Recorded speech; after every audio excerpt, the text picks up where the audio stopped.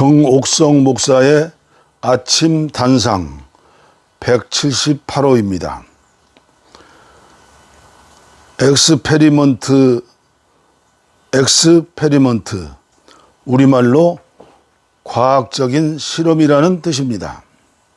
이 영화는 심리학 책이라면 한 번씩 인용되는 스탠포드 대학 필립 짐바르도의 사회심리학 실험을 영화한 이야기입니다.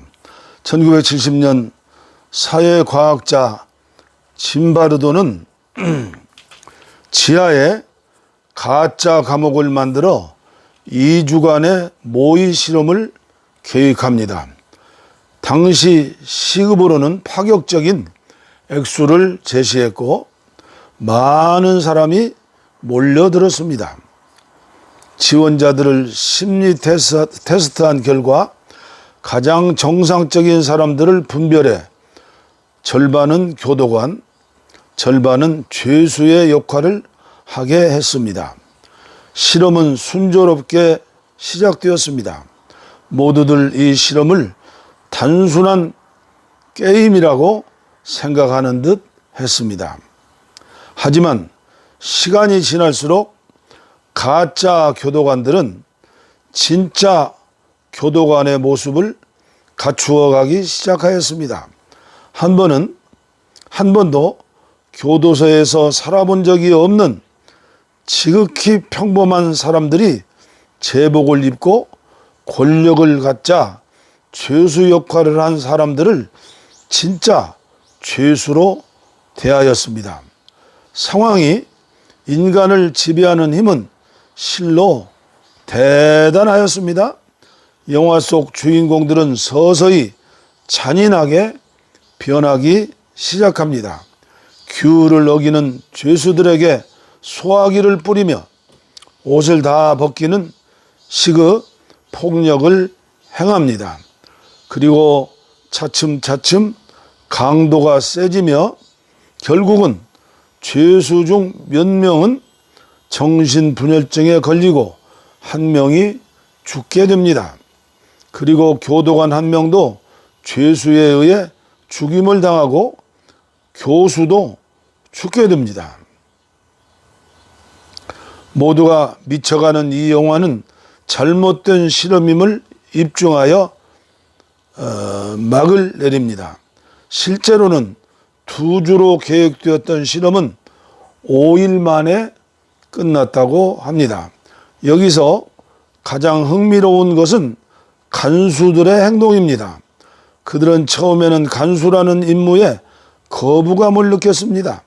얼마 안 가서 제복과 선글라스가 주는 권위로 곧 죄책감을 느끼지 못하게 되었고, 아울러 이렇게 당하는 죄수들은 실제로 매맞아 죽어도 싼 놈들이라는 생각을 가지게 되었다는 것입니다.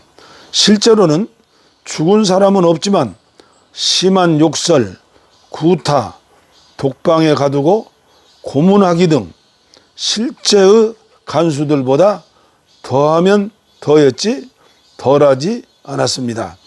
걸핏하면 기압과 구타를 죄수들에게 퍼부었으며 실제로 몇몇 간수들은 실험이 일찍 끝나자 몹시 화를 내기도 했다고 합니다. 짐바르도 박사가 실험을 중지할 수 있었던 이유는 외부에서 구경하러 온 동료가 이 참혹한 광경을 보고 기겁을 했기 때문입니다. 그전까지는 짐바르도 박사도 이 실험의 주관자였지만 자신도 간수 역을 맡은 피실험자들에게 조언을 주었고 죄수 역을 맡은 사람들을 혐오할 정도로 홀려 있었다고 그의 책 루시퍼의 이펙트에서 고백했습니다. 이 실험에서 아주 흥미로운 것은 비록 시험이지만 아주 평범한 사람도 간수라는 완장을 채워주니 진짜보다 더 포악한 권력자 간수가 되더라는 것입니다. 그러니 완장이 문제입니다. 한 인간의 됨됨이를 정말 시험해 보려거든 그에게 권력을 줘보라. 미국 16대 대통령 링컨이 남긴 말입니다. 인간은 쥐꼬리만한 권력만 있어도 자세가 달라지고 말투가 달라지는 것을 종종 보게 됩니다. 실제로 아는 사람의 이야기입니다. 고등학교를 졸업하고 중소기업 생산직으로 들어가서 성실하게 근무해서 이사까지 올라간 사람입니다. 이 사람은 교회도 열심으로 성실하게 신앙생활을 해서 젊은 나이에 장로가 되었습니다. 이사가 되기 전 권사로 있을 때는 아무런 문제가 없었습니다. 그러나 회사에서 이사가 되고 교회에서 장로가 되고 나서부터 말투와 자세가 달라진 것을 느낄 수가 있었습니다. 어느 주일날 점심 식사 후 커피 타임에 밖이 소란스럽더니 그 장로가 다른 교회로 간다고 하면서 가버렸습니다. 이유인즉 그동안 교회에 같이 친구로 신앙생활하던 남자 권사가 있었습니다. 그동안 친구였던 권사가 장로에게 존경하는 말을 하지 않고 반말로 농담을 했다는 것입니다. 이사는 회사 이사이지 친구에게도 이사인가? 교회 장로가 무슨 권력인가? 하여간 장로의 완장을 걸어주니 완장질을 하는 것을 직접 본 적이 있습니다. 일반 사회야 논외로 하더라도 교회도 이 지경이니 사회의 완장질에 대해서 할 말이 없어집니다. 감독 완장질, 감리사 완장질, 담임 목사 완장질, 재정부장 완장질, 부끄럽고 송구스러운 세속적 교회의 모습입니다. 요사이 TV에 자주 봅니다. 별 볼 일 없는 사람이 장관에 올라가더니 장관 왕관질 제대로 합니다. 장관을 뭘로 보고 4명을 거역하다니 시간을 300년은 뒤로 돌아간 느낌입니다. 내가 민주사회에 살고 있는지 왕정시대에 살고 있는지 헷갈립니다. 어떤 사람은 국회의원이 되니까 아예 보이는 것이 없습니다. 백악관의 일요일 아침 링컨은 자기의 구두를 닦고 있었습니다. 마침 방문한 친구가 깜짝 놀라며 물었습니다. 아니, 미 합중국의 대통령이 손수 구두를 닦다니 이러도 되는 건가? 그러자 링컨은 깜짝 놀라면서 답했습니다. 아니, 그러면 미 합중국의 대통령이 남의 구두를 닦으려 온 거리를 헤매야 한단 말인가? 링컨의 모습이 감동을 줍니다. 인생이란 무엇인가요? 다 부질없는 것인데 돈, 권력, 일장, 춘몽입니다.